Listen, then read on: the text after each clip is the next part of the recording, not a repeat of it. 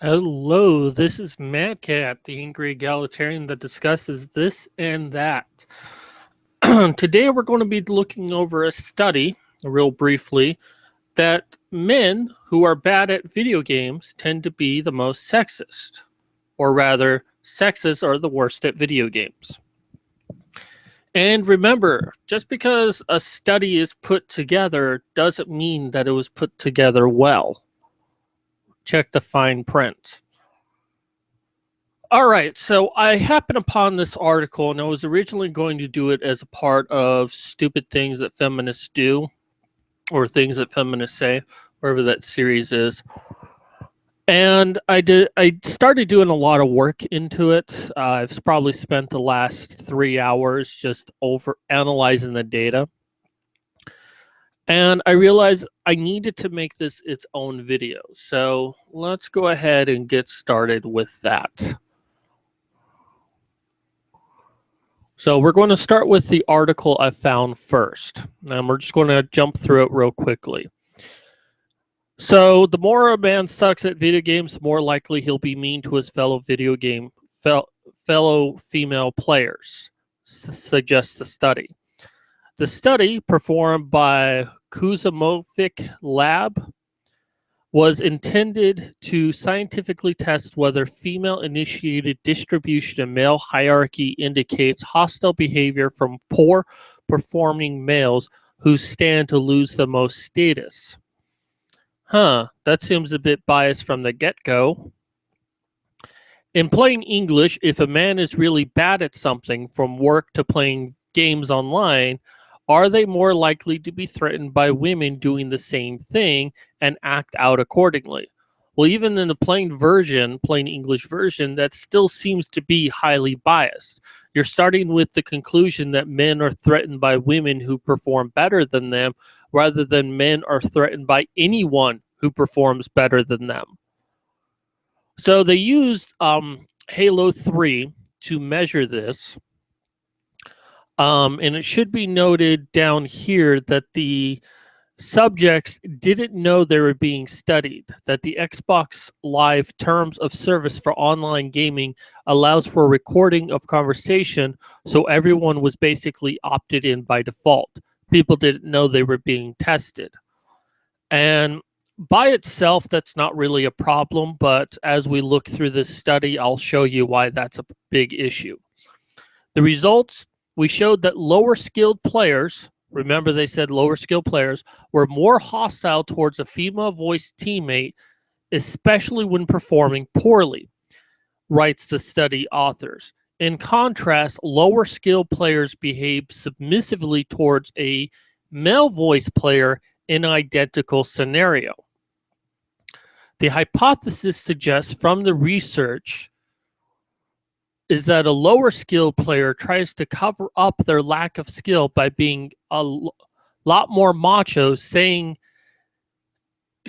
them from a perceived loss of face. Conversely, players who were better at the game were nicer to the female teammates because they had less to fear. And the study author suggests because they wanted to get the woman's attention. That's really hard to prove all of that. But let's go ahead and take a look at the study itself. Now, I'm not going to read this whole entire thing to you. That's why I use highlights. By the way, if you are now viewing the video, you want to leave a comment in the comment field, I'll go ahead and try to answer it as best as possible, or rather the chat field. So let's take a look, starting with the abstract. Gender inequality and sexist behavior is prevalent in almost all workplaces and rampant in online environments. Although there is such research dedicated to understanding sexist behavior, we have almost no insight into what triggers this behavior and the individuals that initiate it. Although sexual construction theory argues that sexism is a response towards women entering male-dominated areas, bullshit. This perspective doesn't explain why only a subset of males behave in this way. Well, that is true, It doesn't explain that, nor does it really try to explain anything that doesn't start off with a fucking bias. We hypothesize that female-initiated distribution of a male hierarchy indicates hostile behavior from poor-performing males who stand to lose the most status. You hypothesize that. And you didn't bother hypothesizing how they interact with other people, other men as well? Just women? We showed that lower skilled players were more hostile towards a female voiced teammate, especially when performing poorly. In contrast, lower skilled players behaved submissively towards a male voiced player in identical scenarios. We suggest that the lower status males increases female directed hostility to minimize the loss of status as a consequence of hierarchy reconfiguration resulting from the entrance of a woman into competitive arenas. Higher skilled players, in contrast, were more positive towards a female relative to a female teammate. Okay, so they show some stuff there, and unless you really understand how studies are put together, which I don't fully understand how they come up with these results or what they're supposed to mean, and they don't exactly explain it in this. So you can criticize me for that. It's like, well, you just don't understand. Well, you're partially right. But I look at the data that they provide, and I'm able to draw out a few conclusions. So let's go ahead and go through. And as you see, we're skipping through a lot of this. Video games use, they're talking about using Halo 3. They talk about how player-controlled avatars are not the hypersexual males normally seen in many other video games, hopefully decreasing the overt sexism seen in most online competitive games and minimizing the effect of the gameplay environment.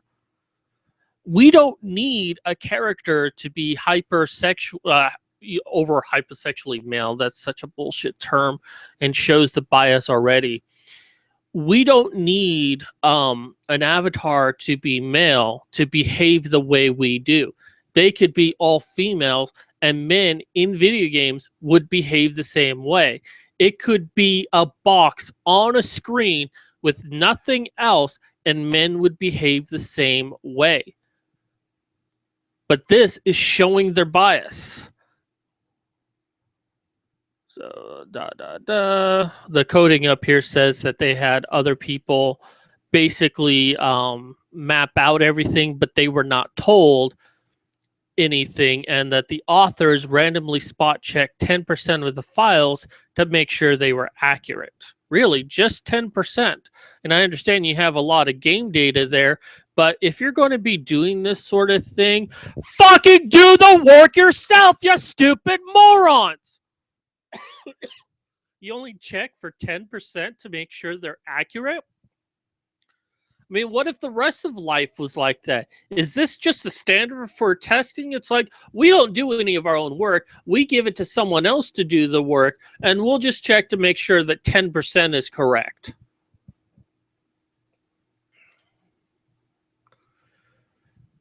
Okay, so the results, and I'll kind of read over this paragraph here. We played a total of 160 games of Halo 3 with 2 manipulators. Basically, a avatar that was believed to be female and an avatar that was believed to be male. And they did this further because they had them say stock phrases in a male or female voice. And that's how they convinced the other people that they were male or female. The problem with that presents is that a lot of people will think that a female is still a guy, even if they have a voice. And if you don't believe me on that, talk to the honey badgers, because they've been accused of being male even when they show pictures of themselves, even when they reveal their voice, they are still accused of being male. So that's one problem that this presents, that I don't think that the researchers took into consideration. We stopped at 163 as the substantial time effort. data could not be analyzed during the experiment as the transcripts needed to be transcribed. Of 163 games, 82 were in the female manipulation and 81 were in the male manipulation. Players only spoke in 102 games. That's kind of interesting. 163 games and players only spoke in 102 of them. A total of 189 players spoke in these 102 games. That's really interesting. This is not to say that women did not play, only that they did not speak. This does, however, reinforce the fact that women are entering a very male-dominated environment. Well, you don't necessarily know. Well, I guess they did because they were able to track down the gender. Although, some females have been accused of being male because their female voice sounds like the high-pitched squeal of a 10-year-old boy. So you don't necessarily know that unless they were able to track specifically based on game profiles. Even then, that's not very conclusive. But I will give them the benefit of the doubt that no females spoke during this, and there was 100% males. Of these individuals, 147 individuals were teammates, and with the experimental player, 42 were opponents.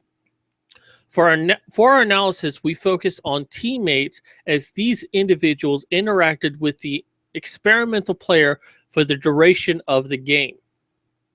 Okay, that does make sense.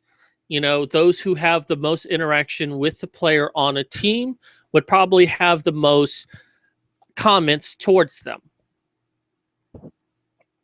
Okay. Yeah, opponents only interacted with like less than 3 minutes, so that's reasonable. Of the 147 teammates, 82 individuals in the female manipulation and 65 in the male manipulation.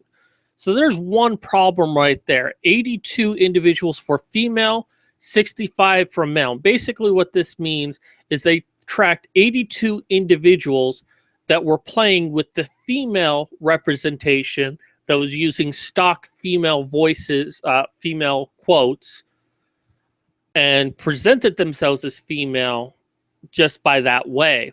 And 65 were with the male. So that, I'm not particularly going to harp on this one too much, 82 versus 65. Sometimes you get what you get. But 163 games, only 102 spoke, and out of all of that, you had 189 players that spoke, and yet you're using only 147 for the individual that were on their team. I love how they just break this down. So we're not going to read the rest of this. All of this is just results. Here's an interesting part I'll go ahead and read. Okay, so let me read this whole paragraph, even though I have that part highlighted. Since there were a greater number of negative statements within the female manipulation, we examined whether these statements could be considered hostile sexism. Of the 82 players in the female manipulation playing on the same team as the experimental player, only 11 individuals, 13%, uttered hostile sexist statements. As a result of this small sample size, we only examined whether the presence of hostile sexist statements were affected by individual performance relative to the experimental player. We found that the presence of sexist statements was not determined by differences in maximum skills achieved, the number of deaths, or the number of kills relative to the experimental player. So basically, they cannot account for why only 13% of the players gave sexist statements based on their skill. So whatever reason, sexist statements is not related to how good or bad a player is at a video game. So they give a discussion, and yeah, I think I'm done with that. But let's go over real quick some of the things that were said. Negative comments to the female. Lasher dude, you suck dick. Well, they are using the term dude, so did they know this person was female?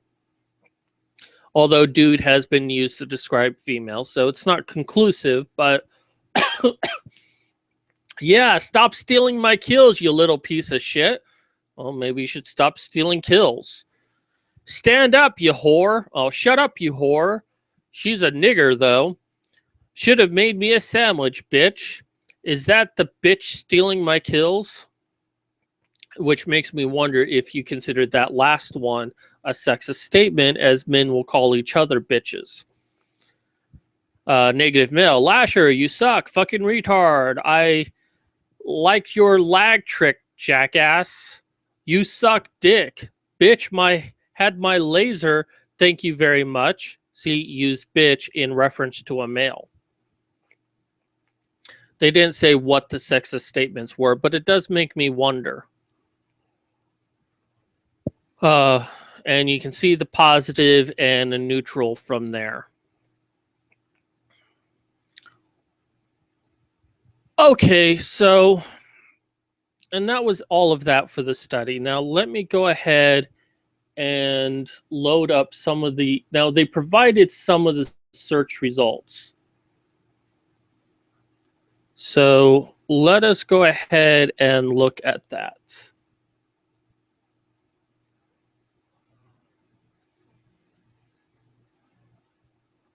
There we go. It shows up on your screen, but it wasn't showing up on my screen, which is weird.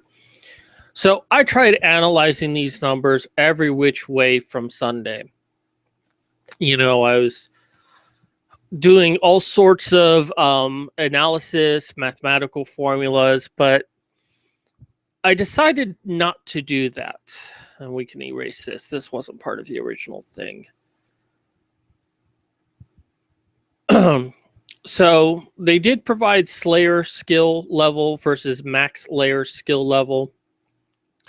And initially I ignored Slayer skill because this is a specific type of match versus their overall skill level, which I did show that every one of these was lower than this one here. And of course, differentiates between men and women. It did have a sexist column, which I took out because, again, only 13% of the comments towards female were sexist, which in overall was 7%. So I'm not going to really go over this, but you can see all the different wins and losses. I pulled up some numbers real quick. Here, let me move this over here so it stops. Okay, so as they said that there were 82 females and 65 males they analyzed.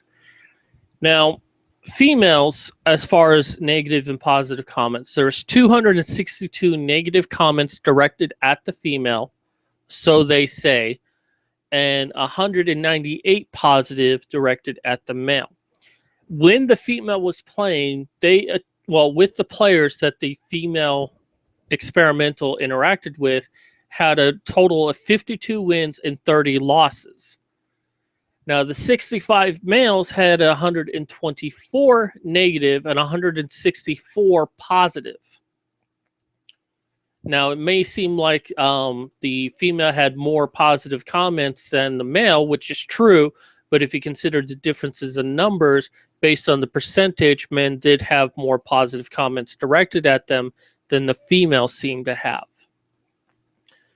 50 wins and 15 losses.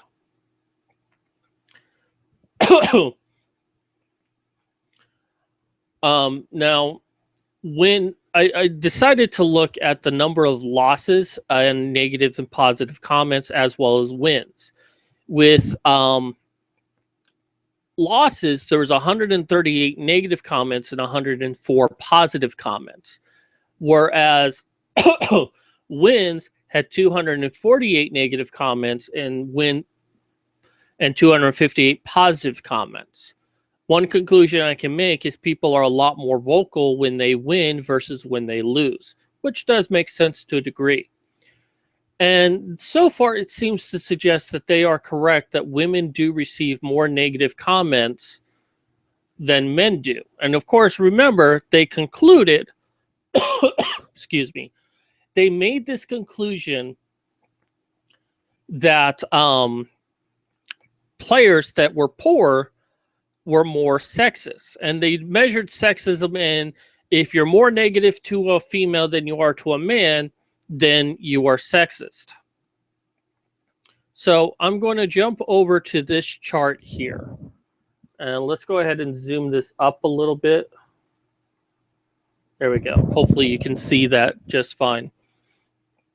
Okay, so the red, well, this row right here represents the player's skill level.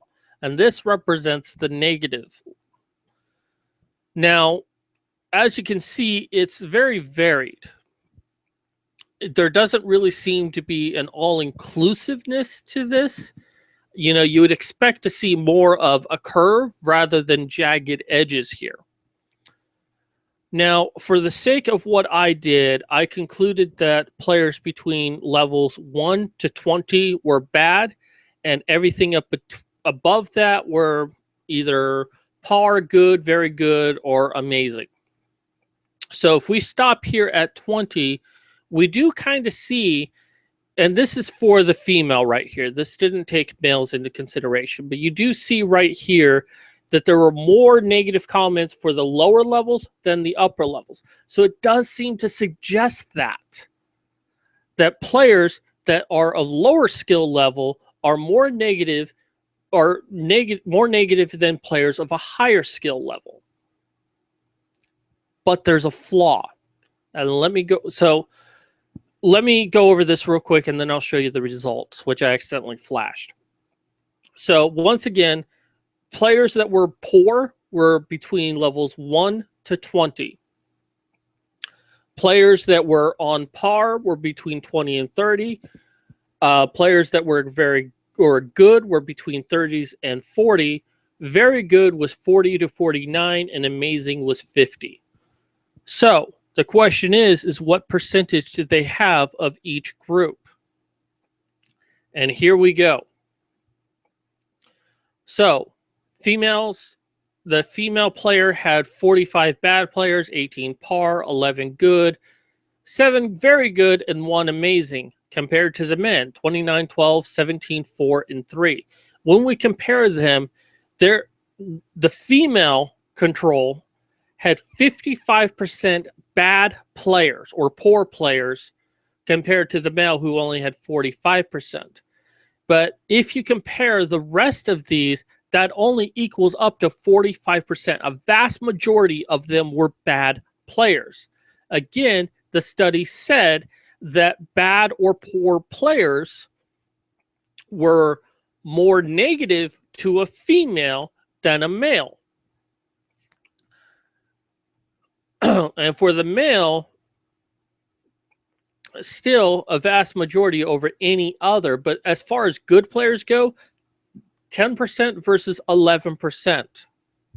This is a very poor sample size. Because you might say, well, the 1% player, or the 1 player here, or the 3 players here didn't make negative comments. That doesn't prove your point at all. In any way at all.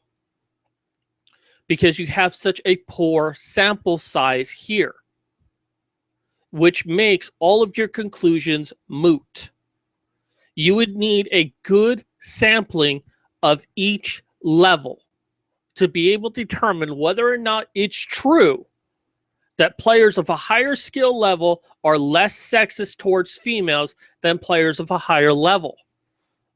I mean, you have 1 amazing player here and 45 really bad players here. And that's supposed to convince me that bad players are more sexist than female players? I'm sorry, but that doesn't convince me in the slightest. And in fact, for the players that are good in par, 11 good, 18 on par, 17 good, 12 on par. I mean, I understand you can't get exact results, but using like going on Xbox Live and just capturing a couple of games and then making a measurement there, that's why you have control. That's why you have a controlled environment, so you can get better results. Now, yes, I understand that when people are being tested in a testing environment, that tends to skew the results. But you need more. You need a lot more people in these areas up here than you do down here. Well, pretty much here, right here. You need these numbers to more or less match the bad players. No wonder why your studies showed that bad players tend to be more sexist, because you have a vast majority of them there. So anyone who's watching now, what do you think of this? Am I getting this wrong? Or am I on to something here? Or leave a comment down below. But this test for me is moot. And, you know, looking at the negative comments here, I mean, yes, a lot of them seem to be female, and a lot of the skill level seems to be below 20, but then your vast majority are below 20. So this study is full of shit. Now, I can't exactly go and look at every single conclusion they made off of these numbers and what sort of formula they use to be able to get, you know, some of the conclusions that they did, looking at the kills, the death, the skill, what have you. But I can tell you already that whatever conclusion that they made was based on poor collection of data. They took 163 random games and then fine-tuned it down to a small number.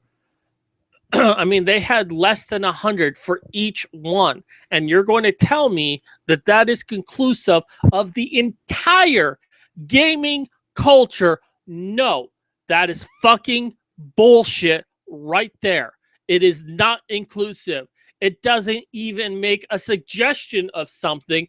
Only that for this day or these days, however long it was, you had a series of bad players with low skill level playing against each other, and they seem to make a lot of negative comments.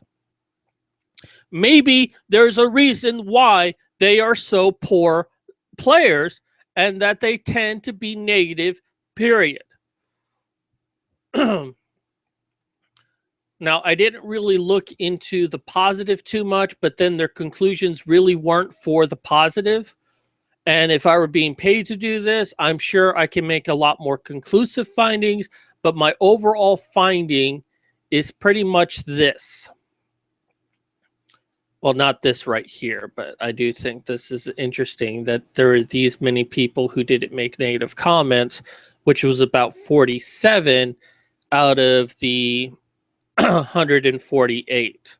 So there were only like 100 people total who made comments, which was about 66% of the people they measured.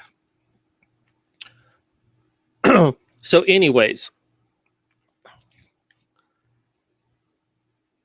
I do not recognize the results of these tests because of the faulty method that was used, the fact that they did not control for any of the variables, and the fact that they had a disproportionate amount of bad players. I mean, this right here of par and bad players makes up about 77%, and this right here makes up about 63%. 63% of their total testing size. And we don't even necessarily know the level of the skill player or whether or not those players were playing good or badly. This is a very, very bad test done. And, you know, spread the word around. This test is bullshit. Anyways, that does it for me. This is Mad Cat signing off.